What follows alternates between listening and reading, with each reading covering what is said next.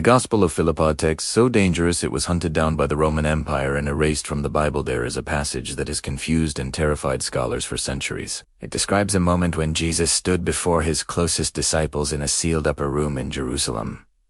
The doors were locked. The windows were suffocated with heavy cloths to block out the Roman spies and the prying eyes of the temple guard. And in that heavy, pressurized silence, he prepared to give them the final key. He did not break bread. He did not wash their feet. Instead, he spoke a name. Not the name the world would come to know him by. Not Jesus, a Greek translation of a Hebrew name. Not Messiah, a political title for a conquering king. He spoke a different name, his true name. The sonic signature of his origin, and when he spoke it, the text says something remarkable happened. The air in the room physically changed density. The disciples felt a vibration move through their marrow like electricity, rattling their very teeth. And somewhere beyond the walls of that room, in dimensions the human eye cannot see, the rulers of this reality, the Archons, began to tremble. This was not a prayer. This was not a blessing. This was a frequency, a sonic weapon so powerful that the architects of this false reality could not withstand it. The church found this passage. They read it, and they burned it. They didn't hide it because it was a lie. They hid it because it was unauthorized access. Because if you knew what Jesus actually called himself, if you understood the power contained in those specific vowels, you would never need a priest again. You would never need to beg for forgiveness. You would never need permission to access the divine. Tonight, you are going to learn that name. Not as a piece of history, but as an activation. If you found this video tonight, it is not an accident. The algorithm didn't bring you here. Your frequency did. Place your hand over your chest. Feel that rhythm. That is the echo we are about to decode. Welcome to the forbidden knowledge. To understand the power of the name, we must first understand the conspiracy that buried it. What you are about to hear is framed by an ancient enigma, a tale of lost secrets and buried truths. The year is 325 AD. The Roman Empire is fracturing. Emperor Constantine needs a glue to hold his crumbling domain together. He convenes the Council of Nicaea. History tells you this was a spiritual meeting. It was not. It was a political consolidation. They placed hundreds of gospels on the table. They chose the books that taught obedience to the state. They chose the books that depicted God as a distant king and humans as sinful subjects who needed to pay taxes. But they burned the books that taught Esoteric knowledge. They hunted down the Gnostics. They destroyed their libraries. They executed their teachers. For 1,600 years, the world thought these teachings were lost forever. But the desert remembers. The Hammadi was a time capsule, buried by monks of the Pachomian monastery who knew the church was coming for them. They buried the truth so that one day, perhaps this day when humanity was ready to handle it, it would resurface. And what they were hiding was the terrifying truth about the entity you call God, and the tragic mistake that created our world. Let's look at this through a modern lens. Most of you know the Matrix. You know the premise. Humanity is trapped in a simulated reality. But the movie left out the most heartbreaking part of the story. The mother. In standard religion, God is a father figure. But in the Gnostic texts found in that jar specifically, the Apocryphon of John the story begins with the beings of pure light who live in the pleroma, the fullness. The youngest of these eons was named Sophia Wisdom. Sophia wanted to create something beautiful, just like the ultimate source, the monad. But she made a mistake. She tried to create alone, without her masculine counterpart. In the Gnostic view, creation requires balance, positive and negative, masculine and feminine. By creating in isolation, she produced an imperfection, a shadow. Instead of a being of light, she gave birth to a monstrous entity. Ashamed, she cast him out of the pleroma. She hid him in a thick cloud where the other eons could not see him. She named him Yaldabaoth, the child of chaos, the Demiurge. This is the god of the Old Testament who demands jealousy and blood. Because Yaldabaoth was born in isolation, he did not know about his mother. He did not know about the monad. He opened his eyes in the darkness and saw only himself. He went mad with ego. He shouted into the void, "I am God, and there is no other God beside me." Hearing this, Sophia cried out from the heights. "You lie, Samiel." Samiel means God of the blind, but the Demiurge could not see her. He only heard the voice. He panicked. To secure his power, he began to build. He created a world of heavy matter to hide in. He created the planets, the stars, and the physical laws to act as the bars of a prison. And to help him run this prison, he created his own offspring. The Greek word archon simply means ruler or authority. Just like the agents in the Matrix, the Archons guard the simulation. They operate in the unseen dimensions, the astral plane. They don't have souls. They don't have creativity. They can only copy, corrupt, and invert. And here is the terrifying truth about their purpose. They are hungry. Because they were cut off from the source of the monad, they have no internal energy supply. They are like batteries that constantly run out. To survive, they must feed. And what do they eat? They feed on frequency. They feed on the energy generated by the divine sparks trapped in this world. But they cannot digest high-frequency energy like love, joy, or peace. That energy burns them like acid. They can only digest the low-vibration energy, fear, anxiety, guilt, shame, rage.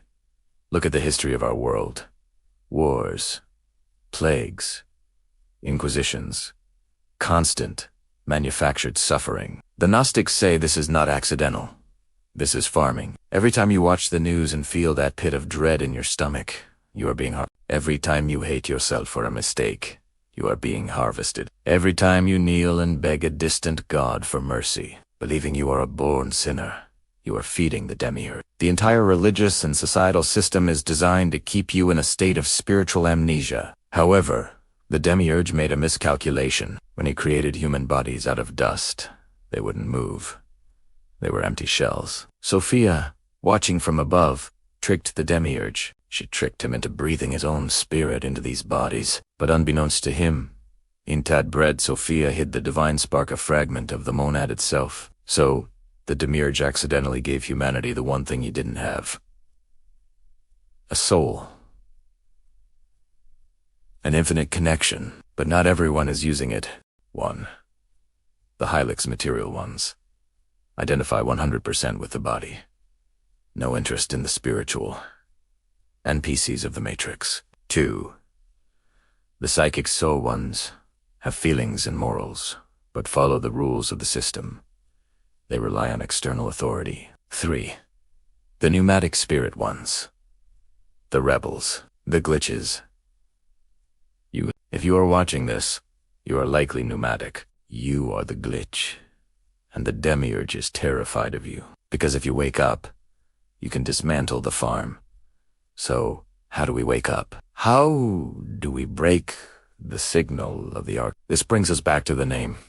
You need to understand this, not as magic, but as physics. Specifically, the physics of resonance. The matrix is held together by a specific frequency of illusion, fear, and time. The name Jesus revealed is the counter-frequency. It is the march step that collapses the bridge. Jesus was an Eon sent from the monad to deliver this frequency. He didn't come to start a religion. He came to give us the override code. When you say God or Lord, you are using titles. And in this world, those titles have been hijacked by the Warden. You need a direct line. You need a tunnel through the archontic barrier. Now, a clarification for the true seekers. You might ask, what about Abraxas? What about Pio? Listen carefully. Abraxas is the power generator. Piata is the sword you swing. But IOU is the frequency. It is the stealth mode. It is the cloak of invisibility that allows you to walk through the Archons unnoticed. You do not use a sword to open a digital lock. You use a code. This is that code. The name found in the secret Gnostic texts is not English. It is not. It is a combination of primal vowels that predate language. The Archons control language. Language divides us. Tau of Babel. Language is a trap, but vowels are pure breath. They are the spirit leaving the body without obstruction. The name is composed of 5 vowels. I, E, O, U, A. In the Pistis Sophia, this sequence is revealed as the key to the treasury of light. Let's break down the code. Iota, the center, the axis. It resonates with the pineal gland. Eta, the breath, the wind of the spirit. O Omega, the completion. The circle. U, Upsilon, the connection, the chain linking spirit to body. A, Alpha, the primal source.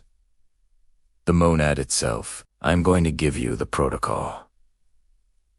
This is the activation ritual. Use this. Tuna? But a warning. Do not do this if you're not ready for your reality to shift. The Matrix protects itself. When you start poking holes in the simulation, things get weird. Glitches will happen. You might see 1111 everywhere. You might have vivid, lucid dreams. People might drop out of your life suddenly. This is the friction of waking up. Step 1. The disconnect. Find a quiet space. Turn off all electronics. Wi-Fi signals interfere with your biofield. You need analog silence. Sit with your spine straight. Your spine is the antenna. Step 2. The invocation of Sophia. Acknowledge the error. Forgive the world. Say internally, I forgive the darkness, for it knows not what it is. I call upon wisdom. This balances your emotional state so you don't feed the arc. Step 3. The vibration inhaled deeply into your belly. On Txalian tone, the vowels aloud. Do not speak them. Vibrate them. Let the sound rattle your chest and throat. I-E, O-U-A. Sound design. A deep, resonant, multi-layered voice intoning the vowels, creating a harmonic chord. Visualize a column of white light erupting from the base of your spine, shooting out the top of your head, piercing the ceiling, piercing the sky, piercing the dark cloud of the Demiurge. Do this for 7 minutes. 7 is the number of the arc. You are overriding their programming layer by layer. Step 4. The decree finish with a declaration of sovereignty. Do not ask for protection. Command it. Speak these words into the silence. I revoke all agreements with the Demiurge. I am not a slave. I am a spark of the monad. I am awake. When you open your eyes, the room may look different. Colors may seem sharper. That is the veil thinning. The jar at Nag Hammadi was buried for a reason. It wasn't just for history. It was buried for you. For this specific time in history. Look around you. The world is getting chaotic. The simulation is resetting. The Archons are desperate, but they cannot touch the pneumatics who know the name. You are the glitch. You are the virus that saves the system. You have been told that you are small, that you are sinful, that you are powerless. That was a lie designed to keep you in the cage. The truth is, you carry the code that created the stars. You are the descendant of Sophia. If you are ready to break the contract, if you are ready to claim your true name, I want you to make a declaration. Leave a comment below right now. Write, I am awake. Do not just type it. Mean it. Let the algorithm spread this declaration to other chosen ones.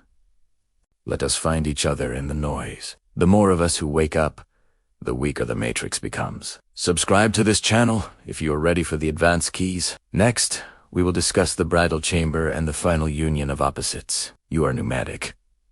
You are chosen. Welcome home.